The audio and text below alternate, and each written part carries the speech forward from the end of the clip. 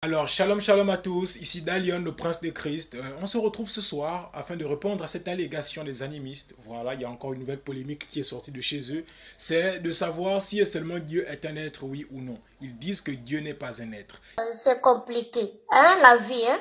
Il y a un des abonnés qui a posé cette question en commentaire. Est-ce que Dieu est un être? Parce qu'eux, ils le répètent partout, tout bêtement, sans même comprendre qu'en fait, non seulement ils se contredisent eux-mêmes, mais ils veulent même aller à l'encontre de la logique, à l'encontre de tout ce qui se fait parce que quoi? Il faut juste blasphémer sur la chrétienté. Je te mets à défi. Tu ne peux pas me démontrer que le mot Dieu désigne un être. Est-ce que vous croyez en Dieu?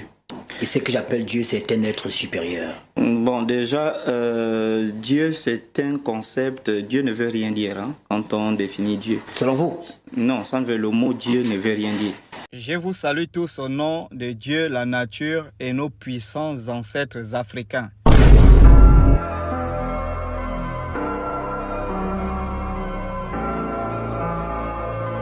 Au nom de Dieu, la nature.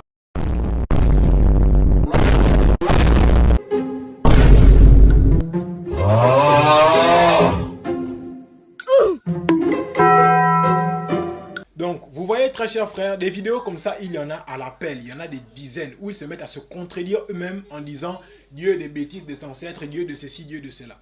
Ils utilisent ce terme-là quand ça les arrange, mais aujourd'hui, comme il faut spécifiquement blasphémer la chrétienté, Dieu ne veut absolument plus rien dire. Et demain, c'est eux-mêmes qui diront encore Dieu de la nature et Dieu des ancêtres, Dieu de...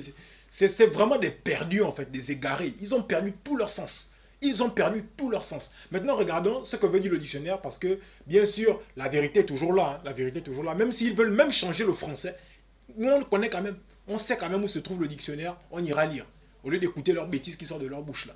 Le dictionnaire nous dit Dieu veut dire être surnaturel, objet de déférence d'une religion. Donc, c'est d'abord, avant tout, un être surnaturel. Et en plus, on ajoute objet de déférence. Déférence, pour ceux qui ne savent pas, c'est quand on a un profond respect pour quelque chose ou alors lorsque l'on se soumet à la volonté de quelque chose. Donc, c'est d'abord, avant tout, un être surnaturel.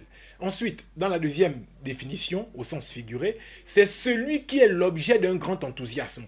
Donc, celui-là, dans cette phrase-là, celui, c'est un pronom démonstratif. Et il est là pour remplacer, en fait, les pronoms démonstratifs sont là pour remplacer des êtres, des personnes, en fait. Quand on veut, par exemple, dire celui qui est parti au marché ou bien celui qui est rentré dans la chambre, c'est là pour remplacer des personnes. Donc, même dans cette définition-là encore, nous voyons que Dieu est un être, parce qu'il est remplacé par celui qui est un pronom démonstratif utilisé pour remplacer des êtres dans une phrase. Vous voyez très bien que selon déjà le dictionnaire français, selon la langue française, Dieu est avant tout un être. Même si dans leur tête là, les têtes de ces gens-là, de ces perdus et de ces égarés-là, Dieu a perdu complètement tout son sens. Pour le français, Dieu garde tout son sens et c'est un être avant tout. Ensuite, nous allons sur Internet. On s'en va aussi sur Internet. Pour confronter un peu la bêtise qui sort de leur bouche là à la réalité générale, à la réalité qui se dit partout, que ce soit sur les réseaux, que ce soit dans les dictionnaires, dans les livres, dans les bouquins, partout, nous allons confronter leurs bêtises là à la vérité. Donc, sur Internet, il est dit, Dieu est généralement défini dans les théismes monothéistes comme un être suprême, créateur et spirituel. Donc, vous voyez que même pour Internet, Dieu est avant tout un être suprême, peut-être, voilà, le créateur de toutes choses, peut-être, mais il est un être, un véritable être. Ce n'est pas quelque chose d'imaginaire, quelque chose d'abstrait. Eux, ils veulent juste blasphémer, et comme il faut blasphémer, on va raconter toutes les conneries qu'il faut, et les gens qui nous aiment là, qui nous suivent sur les réseaux sociaux, vont avaler toutes les merdes qu'on va sortir sans pour autant aller se documenter. C'est de ce dont il s'agit. Et pour finir, même selon ChatGPT, Dieu est véritablement un être. En fait, ça dépend, parce que ChatGPT est très précis en fait. Il est très précis et très logique dans sa manière de raisonner. Il explique que ça dépend de deux manières de voir les choses. Parce qu'il y a ceux qui croient en l'existence de Dieu et les athées en fait. Les athées, pour les athées, Dieu n'est pas un être puisqu'il n'existe tout simplement pas. Est-ce que vous comprenez? Voilà, Dieu n'est pas un être, parce que pour que Dieu ne soit pas un être, il faut au moins qu'il n'existe pas. Donc, ChatGPT précise ces deux bornes-là. Il dit que oui, Dieu existe en effet, mais pour les athées, ce n'est pas le cas. Ce n'est pas le cas. Donc, vous comprenez que il faut forcément avoir, je sais pas moi, les cailloux dans la tête.